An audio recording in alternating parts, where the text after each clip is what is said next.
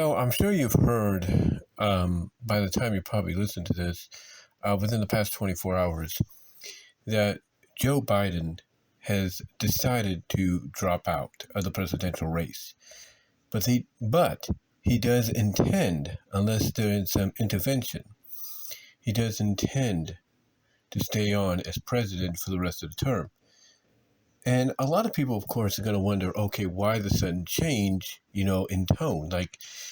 Because, you look at this past Saturday, this past Friday, this past week, you know, and even the week, of the attempted assassination on Trump, you know, throughout this past month period.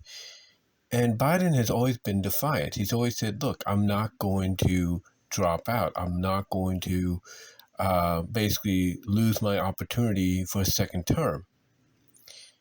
But now, all of a sudden, he decides to come out and say he is going to step away from the race. And that he's going to finish out his term, and then that's it. And a lot of people are wondering, okay, what made him change his mind?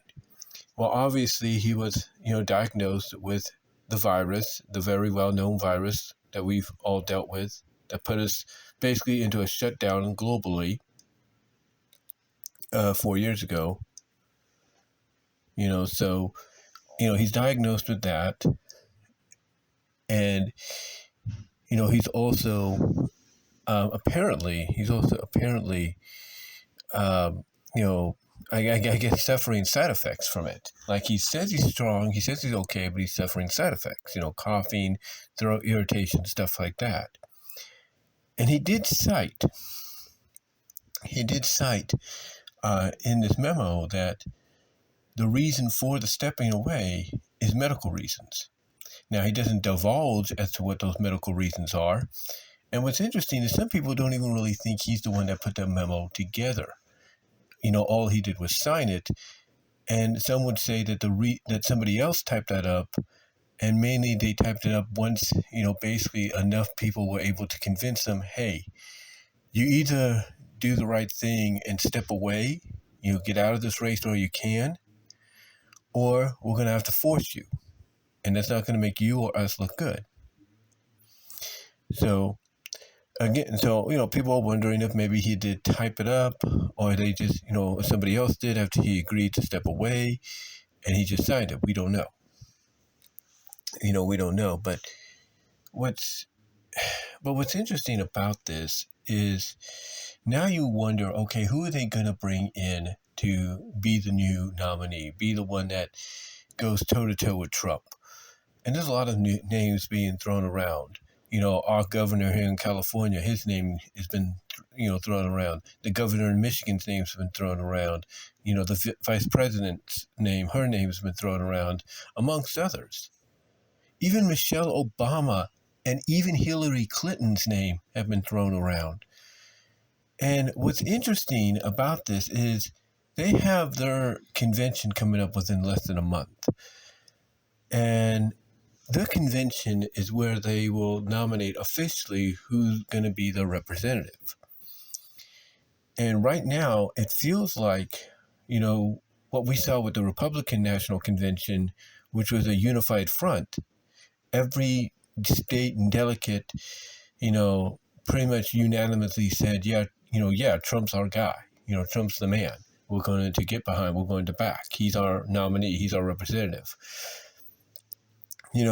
Everything we saw there, according to what news reports are saying, whether you follow the news, depending on what news affiliates you are more in tune with or not, a lot of them, whether they're democratically, pro or Republican pro or in the middle, a lot of them have basically said that you're going to see the complete opposite of what you saw with the Republican convention at the Democrat convention, because of the fact that you're going to probably have a very divided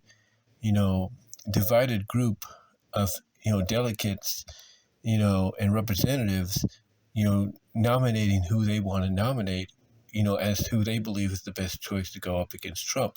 Now, some names have been thrown around as, names that, a lot of people, again, whether the news outlets are Republican based or Democratic based or in between, there are some names they have mentioned that, Trump should be worried about. That Trump should be worried that, oh, they're choosing that person. Well, I guess I got to step up my game.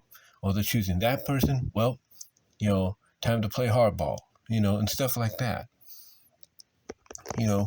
It's one of those situations to where even though all signs point to Trump and Vance, succeeding, as I was saying, basically all signs definitely point, no matter who the nominee on the Democrat side would be, all signs are pointing towards, Vance and, Trump winning. But there are some people, and even Trump and Vance have even said, hey, we got to be careful. We can't declare victory yet, because even they realize that, hey, the Democrats, they're a mess right now. They're kind of like all over the place, unsure what direction, what path they're going to take. But they do have a slight advantage, and that advantage is the unknown. And the unknown is who they would choose. Now, although all signs point to Harris, that's not a done deal. That's not pretty much a confirmed lockdown deal. Because you have, even though you have like Clinton and, Biden endorsing her, Obama's not. The Obamas are not doing it. They have yet to come out and say, we're going to endorse her. It sounds like they'd rather have somebody they feel can go toe-to-toe with someone like Trump. And it's going to be interesting to see exactly what occurs within the next month, because there's also there's discussions of the fact that they want to speed things up so they can get maybe a quick minor primary going, small primary going, to where they can have a debate between potential candidates, who would, be the representative. And then based off that, they can make the announcement in Chicago. But again, we don't know if that's going to happen or not.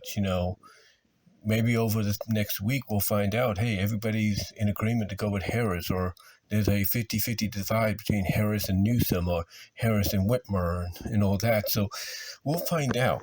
But right now, they are in a very, very uneasy place right now, because they don't know what direction. They're basically directionless. We'll put it that way. They are directionless as to where they want to go. Because even though all signs point to Harris, they're directionless. And a lot of people have said that they put themselves in this situation based on what they did. There's that old saying that karma comes back to bite you. Well, about almost 4 years later, karma is coming back to bite them in a major, major way. Because a lot of people still point at them. They point at Harris. They point at Pelosi. They point at everybody in the Democratic Party that probably knew about, what happened, the rigging, the fraudness, the thievery of the election. They're pointing to them and saying, this is on you, because you could not accept what was going to happen. And I guarantee you, some people look at them and say, hey, or not look at them, but they're probably, reading this, hearing about this, and they're just, and it's like they just want to look at them and say, if you guys would have just let the results be truthful, be the legit results they should have been, you wouldn't have to worry about DT running, for another term. He'd be done already, and then you could suit in who you want to suit in. But they didn't do that, and now a lot of people are pointing the fingers at them and saying, you brought this on yourself because of what you did. And now karma is coming back to bite you on the rear, and it's coming to bite you on the rear in a major, major way that is going to make you think twice about what you do in the future, no matter who you choose. Now, again, all signs do seem to point to Vance and Trump winning this, election. But what this will do for the Democrats, even if they find a way to take whoever they choose, whether it's Harris, Newsom, Whitmer, whoever, and push them to, unbelievable limits. What this does, come 2028, is it opens the doors for them to take the White House. And I know that sounds crazy. But that is what it's going to do. I mean, Harris right now, she is not even 50 years old yet. Not even 50 years. She's going to be 50 years, I think. She has time on her side. And even if she doesn't get the nomination, or if she does, and even if they don't win, she has 4 years to process what just happened, learn from her mistakes. The Dems have, that time frame to learn from the mistakes. And then come 2028, they can be like, okay, we messed up here. Let's not do that again. Let's improve on it, and let's do better, and let's try to win the trust back of the people whose trust we gained before but lost because of our incompetence. So yeah, they have no one but to blame for what's going on right now than themselves, and a lot of people are telling them that. Either it's news outlets that are siding with them, siding with them 100%. Whether it's news outlets that are in between, whether it's news outlets that are Republican based, they are basically all saying the same thing, that they have no one but themselves to blame. They have no one but themselves to blame. They don't. I mean, here's what's crazy. Reagan, in his second and last term, Reagan, you could tell, and I was a kid when his second term ended, but I was alive for both of them. But, of course I was alive as a kid, but anyway, the thing is with Reagan, you could tell, even during his final year of his term, you could tell that he was cognitively declining. You could see that. You could see that he was cognitively declining. And ever since that time, after he finished up his term, what happened? People would parody him. They would make fun of him. Despite all the greatness he did, more positive than negative. People would make fun of him because of his cognitive decline. That was very noticeable and became more noticeable even after he stepped away. After his second term was done.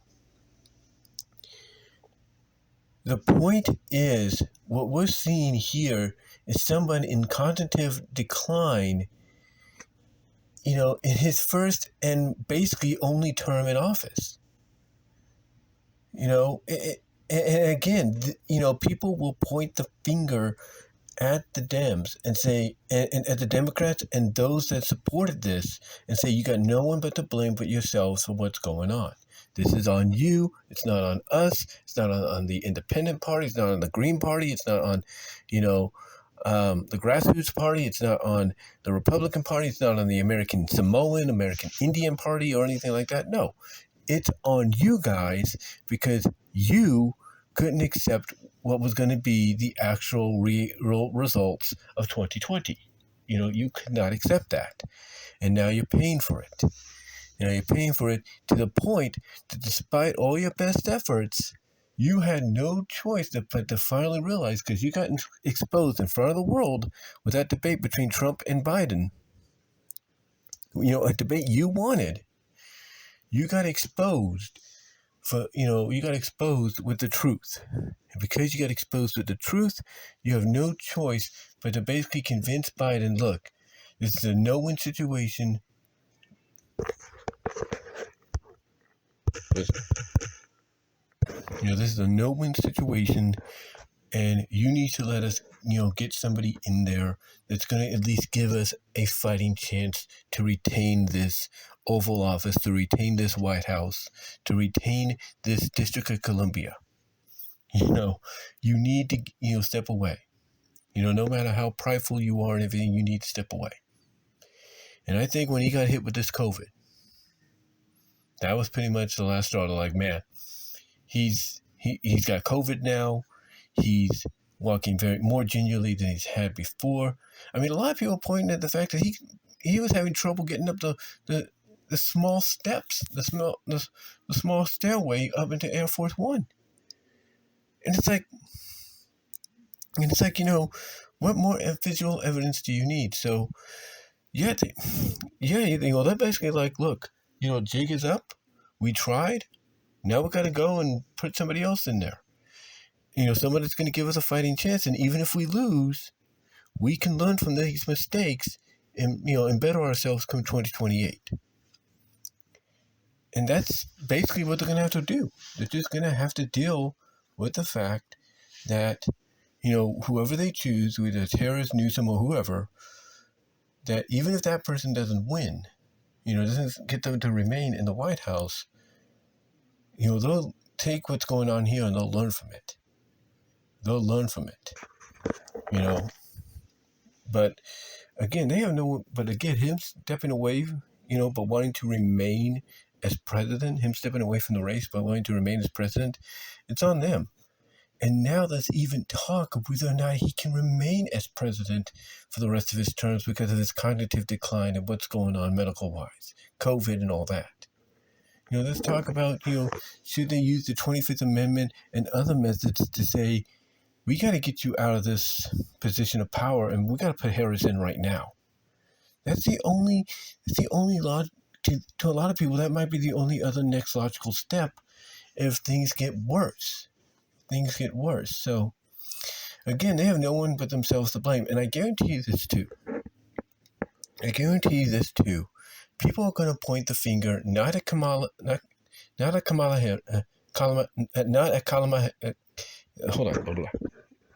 People are going to be, after this, people are going to be pointing the finger not at Kamala Harris, not at Nancy Pelosi, but they're going to point the finger mostly at Joe Biden.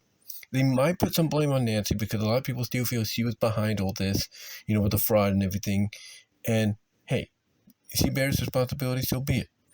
But they're going to point it at Jill because a lot of people, even those, like I said, that have been democratically supportive network-wise, have all basically pointed out that she is the one that loves being in power. She's the one that wants to be president. And you know what? Honestly, I would not be surprised if maybe she becomes the nominee. Hey, you want to keep Biden in office?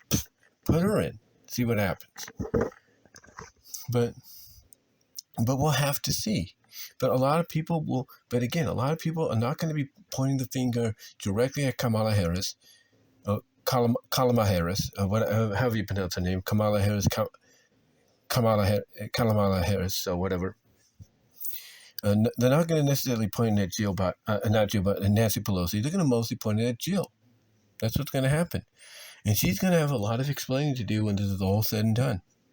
And I hope somebody, whether it's CNN, whether it is MSNBC, who is pretty much kissing up the rear of, the Democratic Party and all that, I hope it's CNN. I hope it's either CNN, ABC, CBS, MSNBC, CNBC. I hope it's 60 Minutes. I hope it's, Fox News. I hope it's Newsmax. Heck, I hope it's CBN, TBN, if you will. CBN, aka TBN. I hope it's one of them that sits down and has an anything goes, interview, Q&A interview with Jill Biden. And I hope when that day happens, they ask whoever it is, again, no matter what the network is, nothing off the table, nothing off the table, nothing off the table or anything. All's a go. Nothing's off limits. Okay. I hope whoever gets that interview, that nothing off limits interview, ask her directly, why were you so obsessed with being president? A de facto, lady president, while making your husband, basically causing your husband to go through, basically putting your husband through elderly abuse as a pseudo president. I hope whoever interviews her, a tell-all, nothing off-limits interview, I hope they ask her that question of why would you keep persisting for your husband to remain on as a pseudo-president and president in title only, while you with a real president behind the scenes, and in a way, a de facto lady, the first lady president. I hope they ask her that because, again, a lot of people are going to be pointing the finger at her, not just at, not just at Kamala, if you will, not just at Nancy or anybody else, but at her. Because, again, they have no one but themselves to blame for what's happened. No one but themselves. And they know it. And they know it. I can tell you right now, I have certain family. I'll put it this way. I have my older sister. She's a Democrat. She's very Democratic supportive. Well, maybe she's supportive. In my opinion, I think she's more supportive of whatever party, has the best, nominee, the best person for the job. But right now, because she has a disdain for Trump, and I think I know what the reason is, the real reason, but I'm not going to go there. But I will say this. I can tell you she is not happy with this. She'll support whoever they bring in, but I think she realizes it's a no-win situation this year. It's a no-win situation this year. I think she realizes that. But what she and others that are like that have to realize is that even though it's a no-win situation this year, 2028, that's going to probably be your year, and hopefully, the Democratic Party learns from these mistakes. They learn. They take what's happened here and they learn from it. And hopefully somebody does step in and say, look, we can't have this person, let's do a cognitive test on this person and that person, see if they're mentally able to do this. And if they say, oh, can't do it, they're not mentally able to, don't go with that person. Choose somebody else. Choose somebody else. But yeah, this is on them. This is on them. That's all I'm really going to say. But yeah, it's historic. And what's historic about it too is the fact that for the first time in my lifetime, as far as I know, this is the first time we've had presidents back to back that have only served one term. Yeah, one term each. And the one that served his only term before Biden is on the verge of serving his second term, in final term, should he win. But like he said, like he and everybody else has said, they can't take, what's going on for granted right now. They can't do a victory lap right now because even though the Democratic Party's in disarray, and they're going to be ultimately divided, come the DNC unless they all come together before then. I guarantee you, whoever they choose, they're definitely going to have to work their asses off to get people to support them. They are. Because again, like I said, Trump and everybody else is saying, look, Trump and Vance are saying, look, let's not do a victory lap right now because what we're facing is even though they're in disarray, they have a slight advantage of the unknown. Even though we have pretty much a clear idea who it might be they choose, we're still not 100% sure. So we'll see what happens. And even if they do choose somebody that's able to go toe-to-toe with Trump and Vance, whoever this person they choose and the running mate can go toe-to-toe with Trump and Vance, even if they're able to do that, let's be honest, there's no way they're going to walk out, with a victory. There isn't. So yeah, I just wanted to talk, talk about this, give my thoughts on it and everything. But let me know what your thoughts are. How do you feel about all this? And where do you think the Democrats are going to go? Because right now they're directionless. Let's be honest, they are directionless. Everything has come out. Is coming out. So where do you think they're going to be going to? Like, what direction do you think they're all going to agree that even though it's not a winnable direction as of right now, it's still a more, viable direction that can, at least give them a fighting chance? What do you think is going to happen? Let me know down below. In the comments. Also check out my Teespring store. Link is in the description for that, as well as check out the link to where you can find my content elsewhere. And also, let me know what your thoughts are. And until then, guys, I will talk to y'all later. God bless. Take care.